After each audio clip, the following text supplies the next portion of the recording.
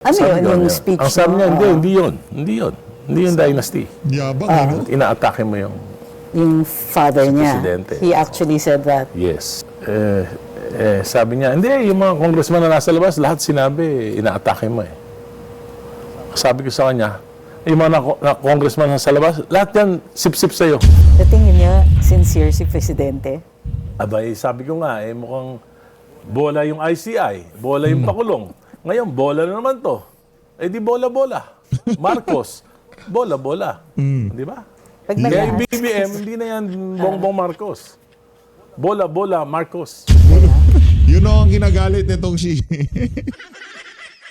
Nako, Congressman Egay, baka sitayin ka na naman nung principal nyo dyan sa House of Representatives niyan. Grabe no, ibang klase ho talaga tong si Sandro Marcos. Napakawalang modo.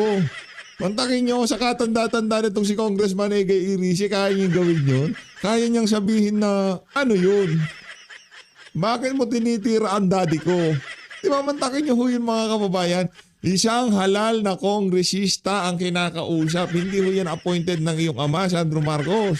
Meron hong constituent yan. Meron hong mga Pilipino ang bumoto dyan at ilinagay siya dyan sa House of Representatives para siya ang maging boses nila. Wala kang karapatan na kumpasan lahat ng congressman dyan sa House. At dito sa video na to, papasandaan din ho natin itong si, ang pangalan nito, Bugris. Itong si Ma'am Bugris. Sino nakakakilala dito? Sino nakakakilala dito? Pakishare naman ho nitong video na to. Gusto kong makausap na masinsinan nitong anak.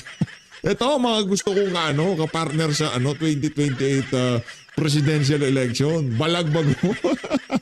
Wala, talo ka dyan, Magno. Ako, nasa sideline lang ako eh. Kumbaga, pinapanood ko lang yung balitak-takan yung dalawa eh. Pero dito sa ali na to, tuwang-tuwa ako. Ay, bangla si Husya, talagang pinadapa ho niya itong si Jam Magno. Pero bago ang lahat nangyari, sa like at sa subscribe, masaya na ho tayo dyan. At sa mga gusto sumali sa ating community, yung join button, nandyan lang ho sa baba. Ayun na nga, umpisahan natin ang ating talakayan dito kay Bugris. Bugris yung pangalan nito, di ba? Ito si Ma'am Bugris. Bugris. Ito. Ito. Eloy Bugris, the Queen of Revelation. Matindi. Ito, game. Umpisa na natin to. Oy, Jam Magno, para sa iyo itong isa na to. Game. Ay, hindi man ako kuya. Hindi kuya kay Aimee nga mag-vice president ya. Teka, kay Aimee Marcos muna pala to. Kaya pala, ang tagal na ho natin napapanood itong si Bugris, itong si Ma'am Bugris, no? Eloy Bugris, hindi ho natin kinokontent kasi natutuwa lang ho tayo sa sagutan nilang dalawa nitong si Jam Magno. Pero dito sa isang video na to, napukaw ho ang ating attention dahil ito kahit na para doon sa mga nag-iisip at bukas doon sa idea na gawing vice presidente nitong si VP Sara, itong si Manggagamit. Panoorin nyo ho, itong si Eloy Bugris, the Revelation. Pangalan pa lang ho mga kababayan, panalo na tong si VP Sara pagka ito ang kumpanya sa kanya. Game. Ay, hindi man ako kuya. Hindi kuya kay Aimee nga mag-vice president ya. There is still a little pinch in my heart that is telling me an instinct in my tummy. There in my hypothalamus.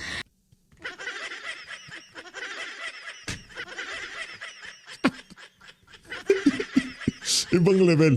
Ibang level. Natural ho sa kanya. Natural game. That is telling me a little voice that Aimee could be an anaconda. I do not trust her at all. If she could betray her own blood, she could do that to Sarah. No fucking way. Naku. Ay, hindi man ako. Napakabalaw. Napakabalaura pala bunganga nito siya. Nakalusot yung isa. Nakalusot yun. Ito naman. Ibang klase itong si Eloy Bugris, iba, matindi ho ito. Matindi. Kahit tayo, hindi ho tayo obra sa pagbalagbag nito. Jam Magno, tanggapin mo na ang katotohanan, ha? Tanggapin mo na ang katotohanan na wala kang bitaw dito kay Eloy Bugris. Ha? Wala kang bitaw dito. Hindi ka tatagos dito sa ali na to. Okay? Eloy Bugris. Oh. I checked. Buhi pa siya. I checked. Bugris is alive. I belong to Eloy. Alive forever. My Jesus is alive forevermore. Natural, alive ko. Wala ka dito sa mga tangke, di ba? Yan na. Wala naman dito sa may nagabiyahe sa sa highway namin ng mga tangke di Gira kag mga kwan nuclear bomb wala naman. Mga ballistic missile lang nga galing sa Iraq nga Talo ka. gina-intercept ng aming civil Talo, defense. Jot. I really could not stand the sound of her voice. And looking at her, nasusuka ako, guys. Gasuka ko bilat sing iloy, marinig ko ang boses ng alpot nga avatar. Nagamuamo pa na sa hagdanan ang bilat sing iloy nga anoreksya nga adiktos. Matulog ka, 30 days ka na naman nga wala tulog, paluap ka lang nga paluap sang shabu. Sabi sa mga lalaki nga nakakita sa iyo sa club, nag-pick up ka na naman sa lalaki nga Tapit. Hindi ho natin kaya. Hindi ho natin kaya yung banat nito si Ma'am Bugrish, no? Kung ika nga watch it at your own risk. Matindi ho, malupit po malagpag to. Hindi ho yung ika nga yung pamantayan niya sa pagbablog, hindi ho tayo makakakana dyan, no? Hindi ho tayo makakapalag. Pero ang kagandahan ho ng paglitaw na yan itong si Iloy Bugrish, inano niya talagang pinuksa ho niya itong si Jam Magno Di ba? Wala ho, pinadapa ho niya si Jam Magno sa mundo ng social media. Kaya naman palakpakan ho natin itong si Iloy Bugrish.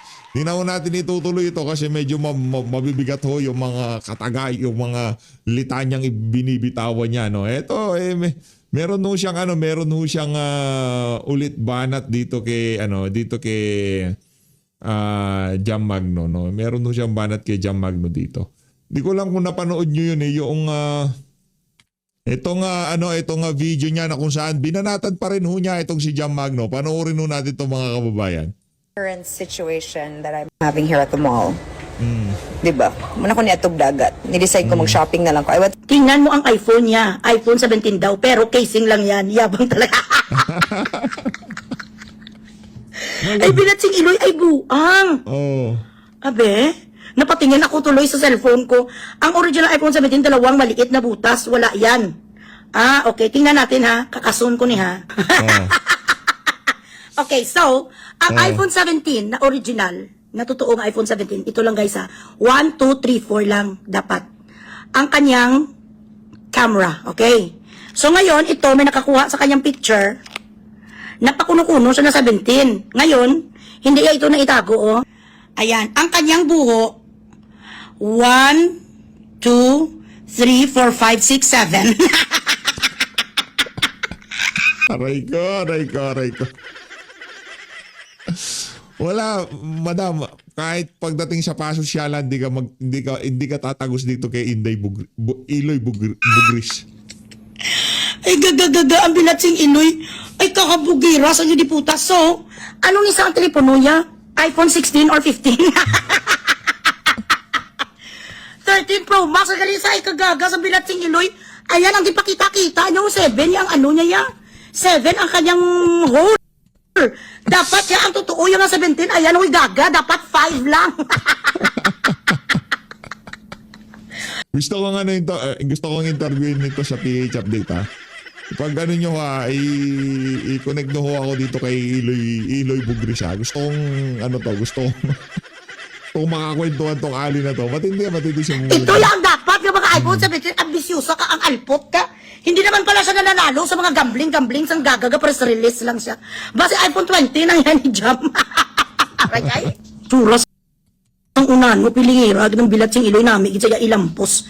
Alam mo, uy, alpot, kung maano ka, mabilibid ka, mapatumbag, di kuya sang tatlo. Paano ba? Makukulong ba to si Jam Magno? Kasi naalis to sa mga kakasuhan Anak ng toko, meron ka ng, meron ka na 6-figure na allowance sa mga handler mo. Hindi ka pa nakontento. Nag-promote ka pa na sugal sa Facebook page mo. Talagang may kalalagyan ka dyan.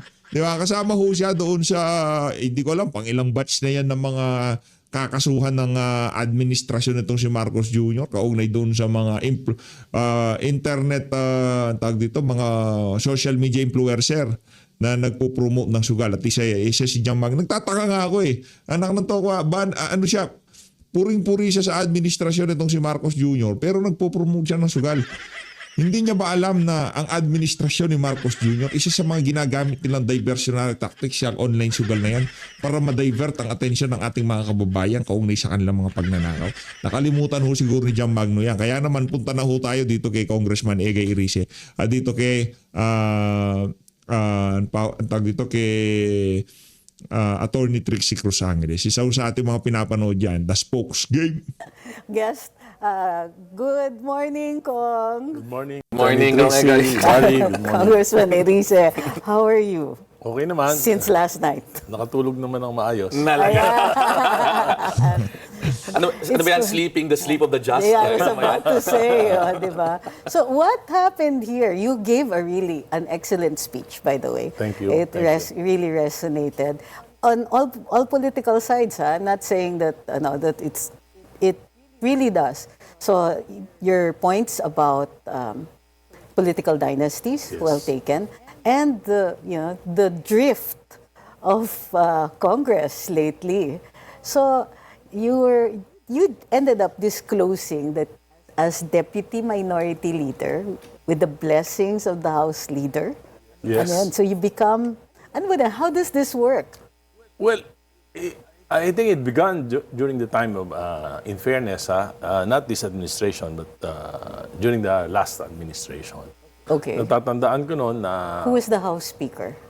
well, I think it's, Pantaleon. Alvarez? Alvarez, yeah. Okay. Congressman Alvarez, Speaker Alvarez. All right.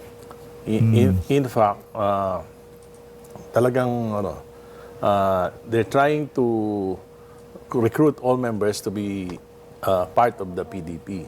At pagka hindi ka nag-PDP, ay medyo matatanggalan ka ng pondo. At isa ako doon sa mga natanggalan ng Isa sa pondo matinamaan. for 1 year. At, What about I was the chairmanships first also, one I assume, who spoke against the war on drugs. Pero ako naman, lagi naman ako, pag nagsasalita ako, may alternative ako pinopropose. Alright. So, hindi naman yung hard-hitting, kundi may proposal ako. Parang sinasabi niya, hindi siya kagaya ni Trililing.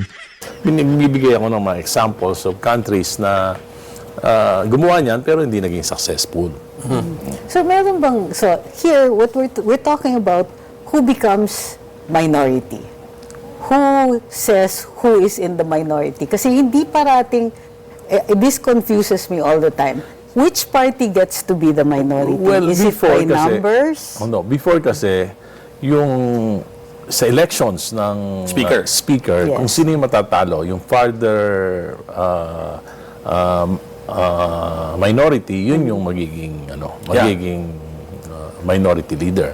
Pero binago nila kasi nung naging super majority na kasi, yan yung masama sa tingin ko sa super majority. So gagawin nila, magpapahiram. For example, in our case now, there are 19 members of the party list and only at least 9 lang yung regular district representatives. So pag ang nagiging kagawian, pagka may tumakbo na speaker na hindi nila kursunada na maging minority leader, so mag-i-election ulit.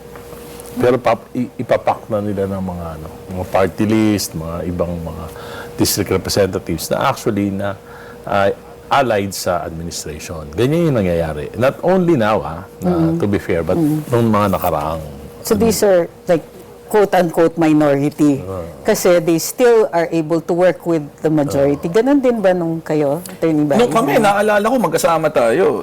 Ang naging minority leader, si Ronnie Zamora, siya yung nakakuha ng pinakamataas na boto after si Speaker Belmonte. Automatically, he So was... that's how the minority was determined. Presidente Pinoy, walang ganon. Walang ganon. Pero pagkatapos noon, gano'n na yung nangyayari. They would want to control not only the majority party but also the minority. Naalala ko nga nung panahon ni Speaker Alvarez, di ba naging issue pa yan? Kasi tumakbo, si Teddy Bagilat ran for Speaker. Yes. And he got the second highest number of votes sa floor. But he was not automatically proclaimed as the minority. So who was the minority then? And also, medyo Maalala matanda ko. na tayo. And also, Edsel Lagman, tatandaan si ko, Kong he's Edsel, supposed to be the minority leader. Actually, we question it before Tama, naalala ko yan. Supreme Court.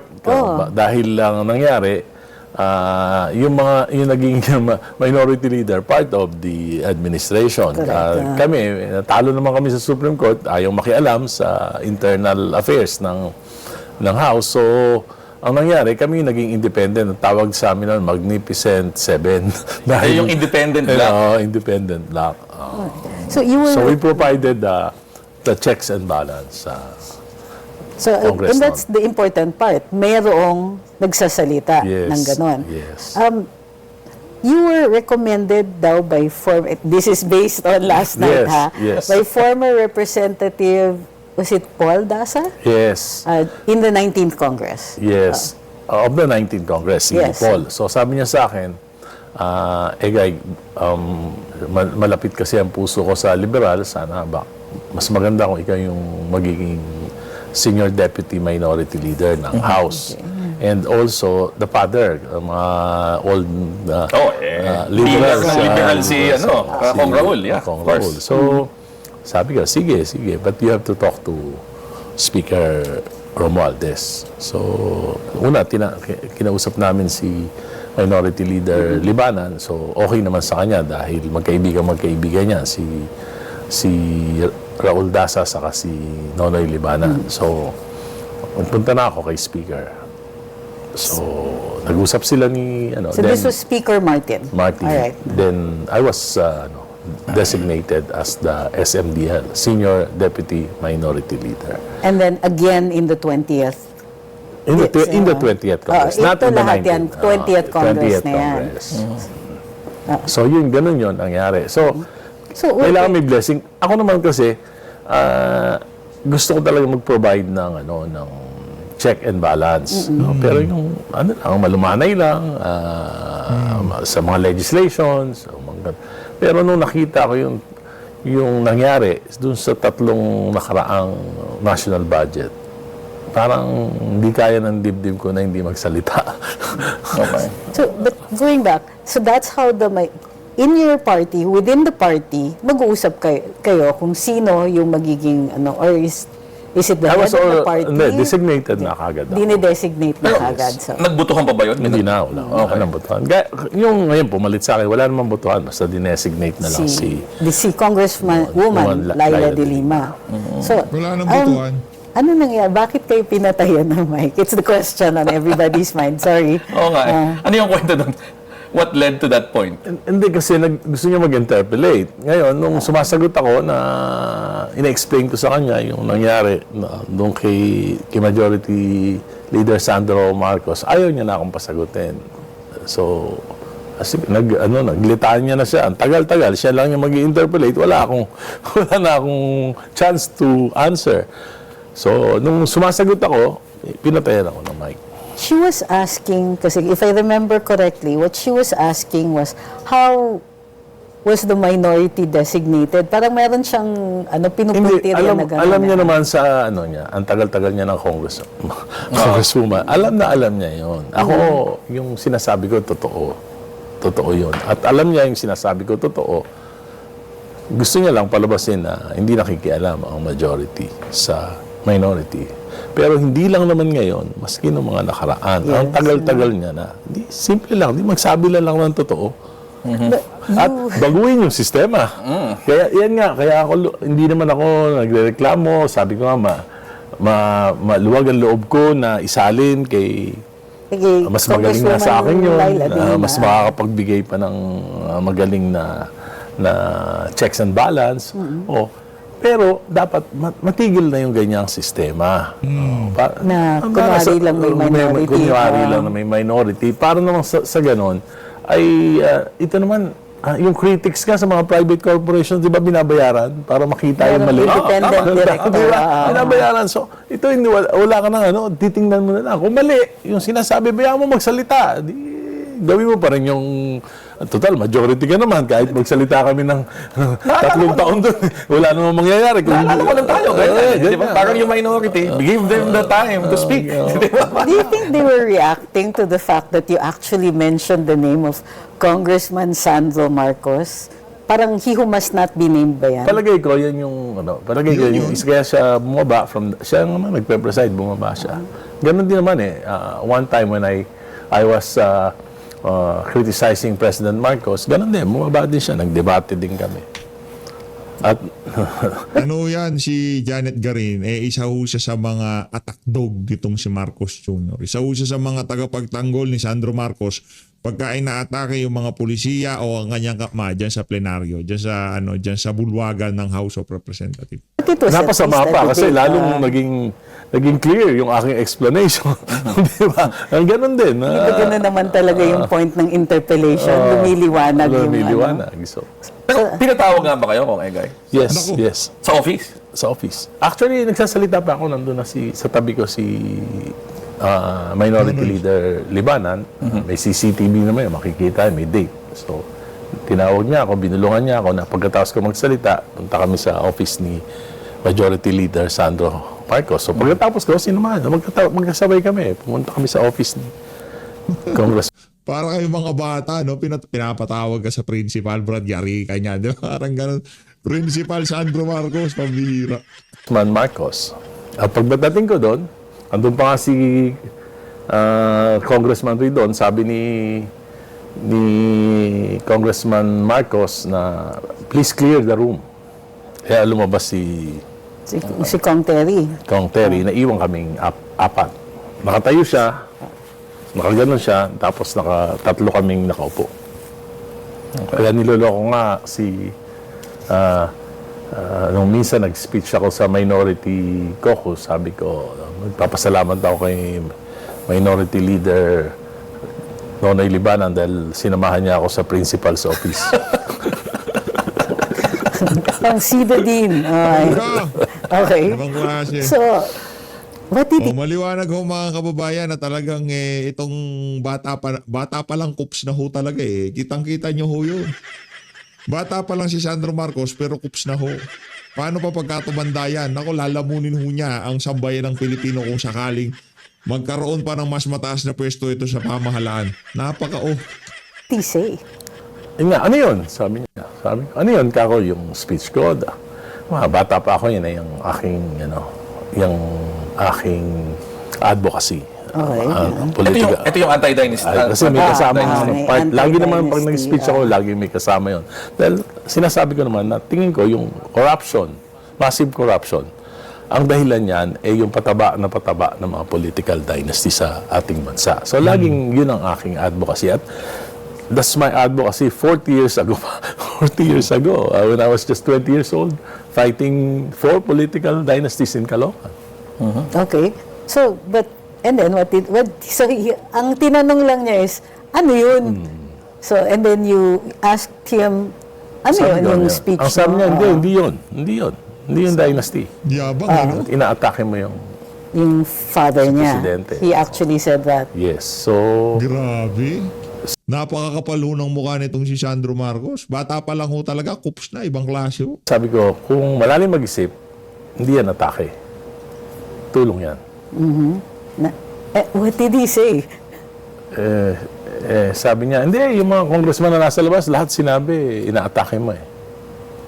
Sabi ko sa kanya, yung mga congressman na nasa labas, lahat yan sip-sip sa'yo. Aray ko! Aray ko! Kups ka, ha? Kups ka, bata ka, ha? Bata ka pa lang, Sandro. Hindi ka tatagos din. Bastos tong si Congressman Egay Irishi, pambihira, oh. So, paano natapos yung usapan? This is fascinating. Paano natapos yung usapan pagkatapos ng... Hindi, sinabi ko nga, ito yung speech ko. Kung may kasinungalingan dyan, kung may hindi totoo dyan, magpa-public apology ako sa'yo. So what was it about? What was in your speech again about the president? The 2023, 2024, and 2025 national budget. I was asking the president, why did he allow? He signed on with the... Why did he allow? For 3 years. Kasi kung 1 year, baka napalusutan lang siya. Pero kung 3 years, may kabinete siya, ba't hindi sila kumibo? Ba't tumahimik sila na sinalaula yung national budget? It's the first time that it happened in the history. It's unprecedented. Oh. So, tinatanong ko yung presidente, bakit mo pinayagan? Kasi, para sa akin, hindi ako makapaniwala na hindi niya alam. So, it's just a question of complicity or a question of competence? Nako. What? So, since your mic was turned off, ano yung sasabihin niyo dapat? Hindi, naipagpatuloy ka naman after. So, diniscuss yun ko. na yan. Diniscuss ko naman. Wala But namang you were problema. able to do that. So, late na pala yung pagpatay ng mic sa inyo. So, do you think that Congresswoman Janet Karin was being unfair with your accusation against the majority? So parang inaano siya because it really Maybe- felt like the interpellation was like calling you to task. Maybe if it's my duty to fiscalize, baka it's his duty to defend the administration. So, I respect that.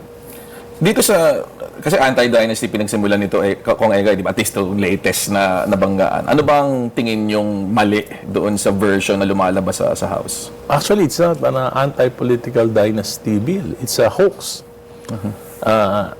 At mas magiging malala ang dynasties kung makakapasa to. Kasi How?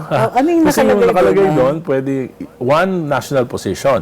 Ang national position, President, Vice President, saka Senators. Okay. Tapos, one congressman per district.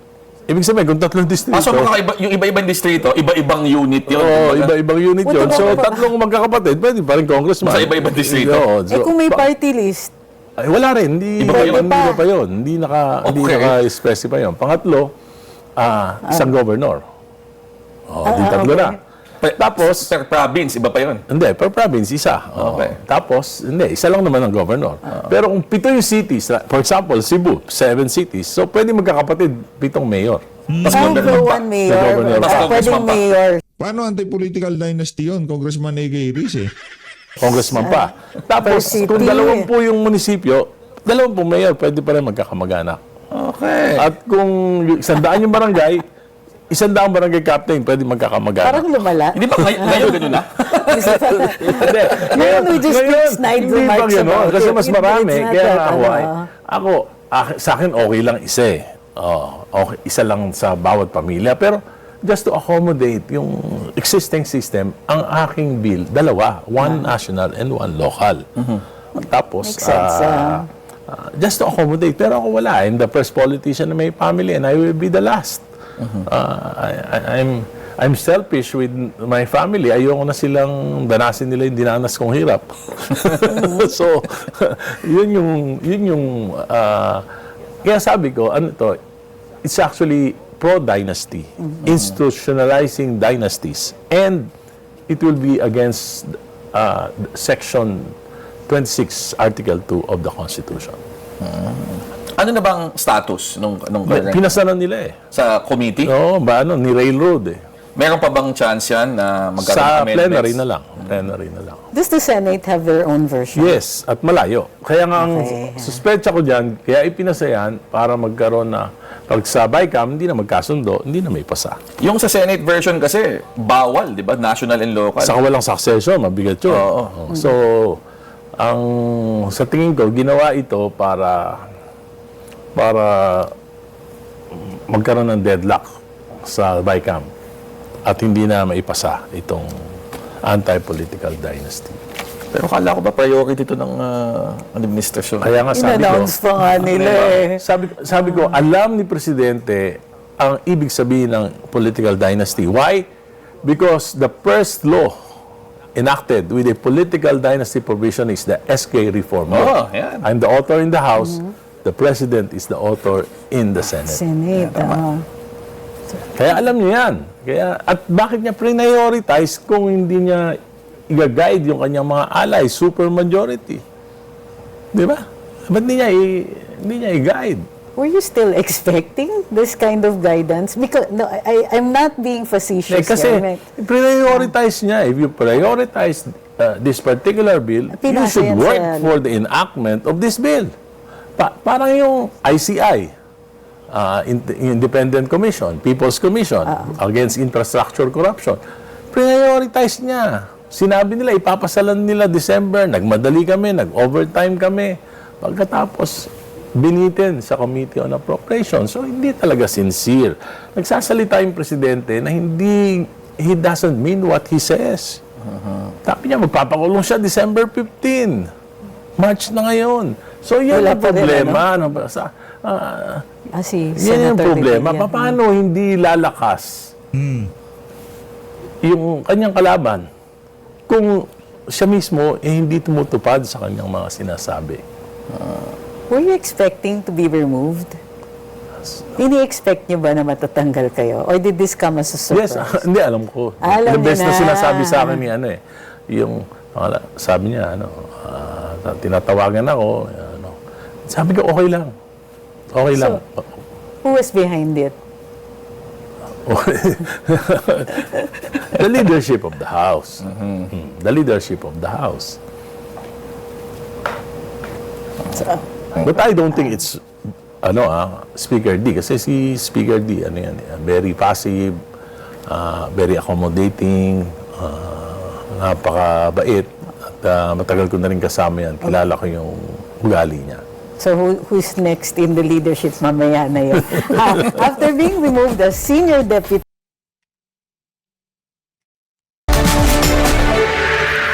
The spokes is back, still with Kong Egay Erice. Our hanging question, after being removed as Senior Deputy Minority Leader, is there truth to an offer for you to run for the Senate under the slate of VP Sara by Sagip Party List? Baka nagbibiro lang si Congressman Marcoleta. Pero seriously, alam mo, may naniniwala ako dun sa sinabi ni Confucius.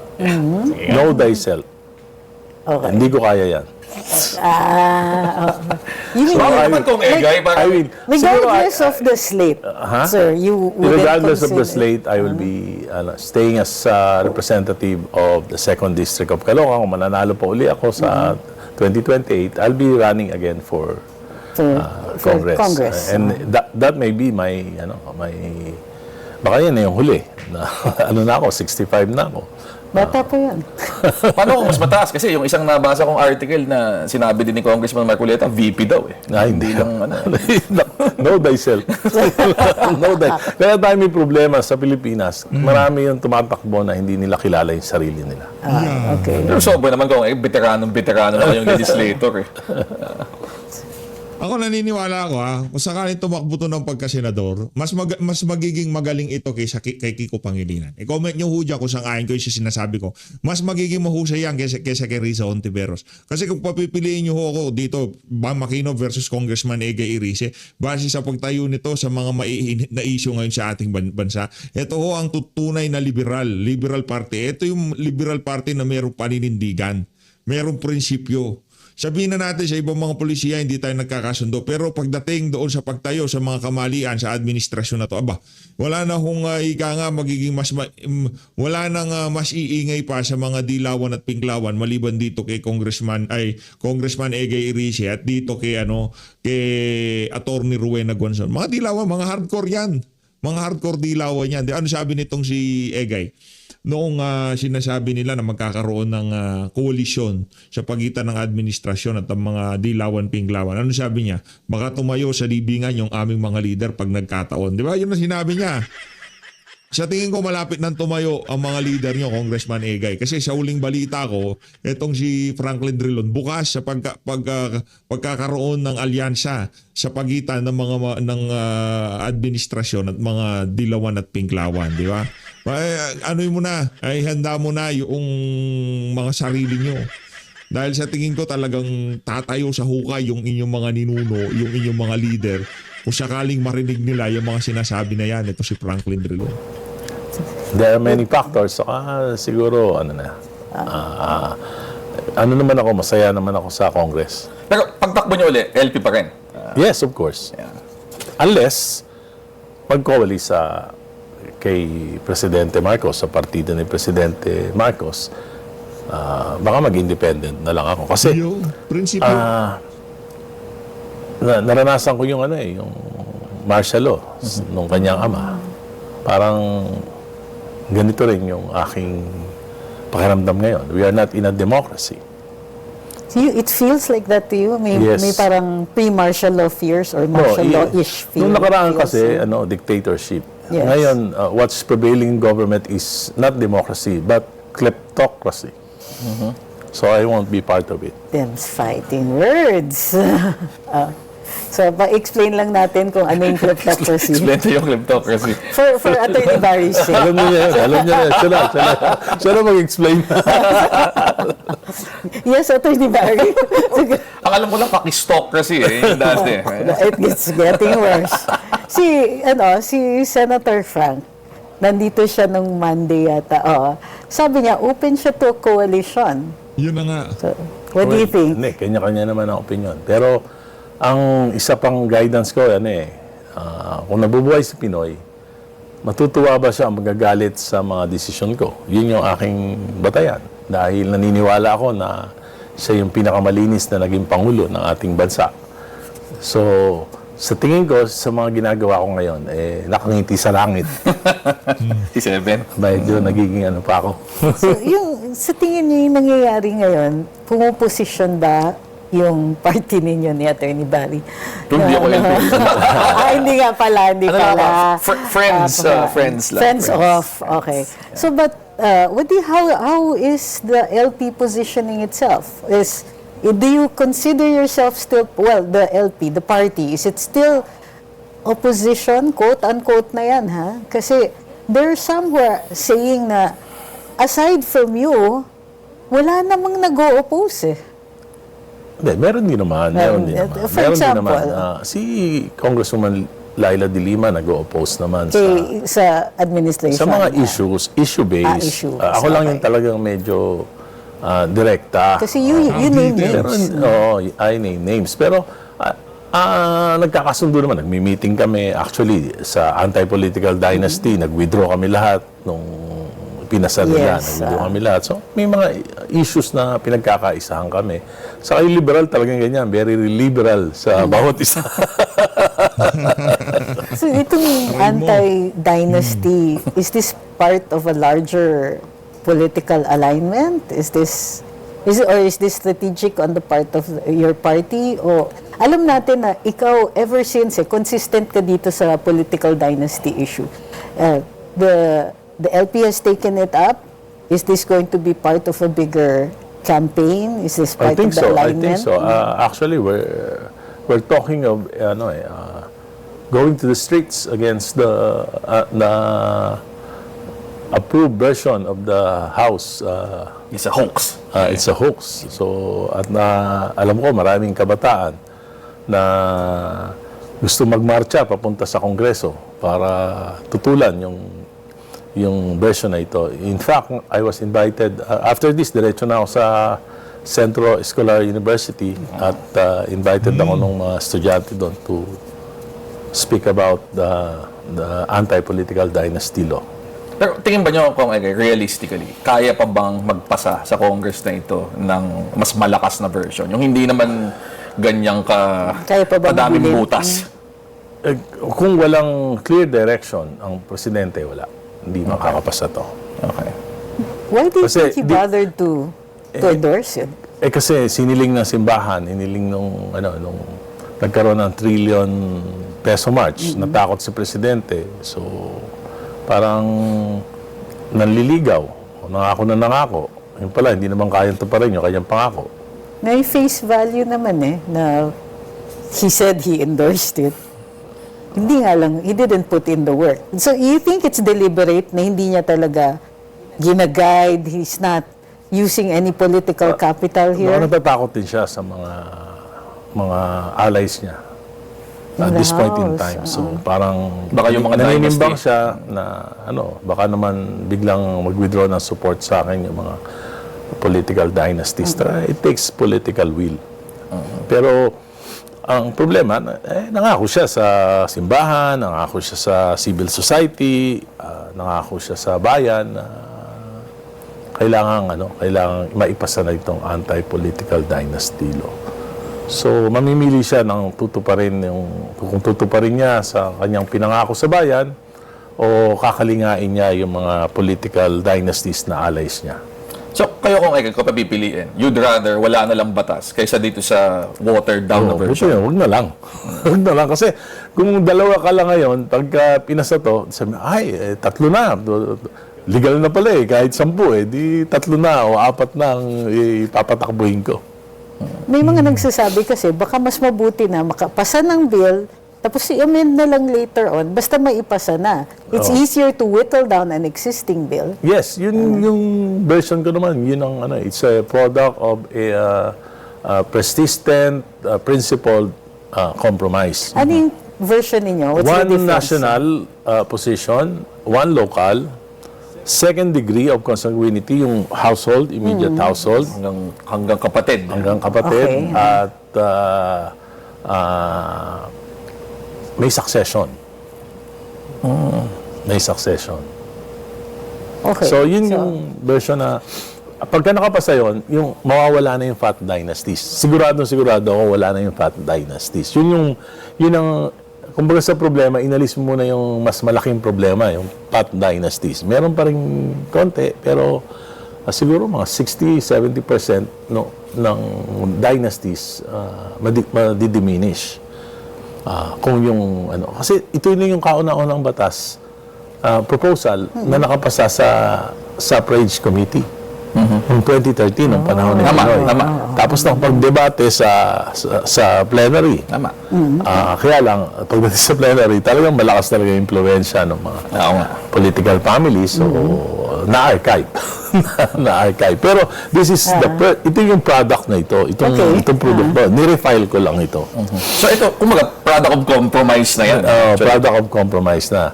Dadagdagan mo pa yan kasi may dalawang parameters as specified by the framers of the 1987 Constitution. One is to provide equal access and opportunities to Public service. ordinary citizens for public service. Second is to prevent the monopoly of power. Yung iba pa sa nila, hindi makakapasa dun sa dalawang parameters na yon. So, kung papasa nila yan, agree dyan ng Senate, I will go to the Supreme Court. I will question that. It's unconstitutional. Ito, kailangan kita i-put on the spot ng konti, Kong Ego. Anong comment nyo doon sa sinabi ni Jose Claire Castro na kung meron daw kayo inversion, hindi trabahuhin na lang daw nyo? Bakit prioritize ni Presidente kung hindi niya tatrabahuin? Ito naman si, taga-Caloocan din niya, kaya kilala ko din niya. Constituent ko pala. Bahay ko pa nga dati. I see. Di ba? So, bakit niya? Prioritize ni Presidente, bakit ako ang uutusan mong trabahuin? Ako nagtrabaho na ako eh. Actually, 40 taon ko nang tinatrabaho to eh. Basically, Diba? parang ni-request nga ni Pangulo yun na to get started on the... Kasi ang parang ang inaatake yung messenger eh. Pero yung message, dapat sagutin yung message. Hindi sabihin na lang ng Presidente, hindi ko kaya. Hindi sabihin mo na lang. Hindi maasa yung mga mamamayan, yung civil society, yung mga kabataan. Na may ipapasa. Kasi nagpunta pa kami sa Cebu. Buong-buo yung mga kabataan sa Cebu na they are at maliwanag sa kanila. Mas mahigpit pa nga sila dun sa version ko. Mas mahigpit sila. Yung buong 100%, not one individual go against the anti-political dynasty bill. So, bakit pa kami nagpunta ron? Ba't pa namin paaasahin yung mga taong bayan na seryoso ang gobyerno na ipasa ito, yung pala ay hindi. Sa tingin niyo, sincere si Presidente? Abay, sabi ko nga, mukhang bola yung ICI, bola yung pakulong. Ngayon, bola na naman to. Di bola-bola. Marcos, bola-bola. Di ba? Pag nag- Yun ang kinagalit nitong si... Nako, Congressman Egay, makasitahin ka na naman nung principal nyo dyan sa House of Representatives niyan. Inulit mo na naman. BBM, hindi na yan Bongbong Marcos. Bola-bola Marcos. Every time I ask Kong Elisa a question, I get so much more than just a simple answer. Ayun na nga mga kababayan, dito na natatapusin ang interview na yan. Itong si Congressman Egay Iriza dyan sa The Spokes sa Billionaire News Channel. Maraming salamat sa pag-support sa Page Update. Mag-ingat ho kayo lahat. Lahat Pilipinas.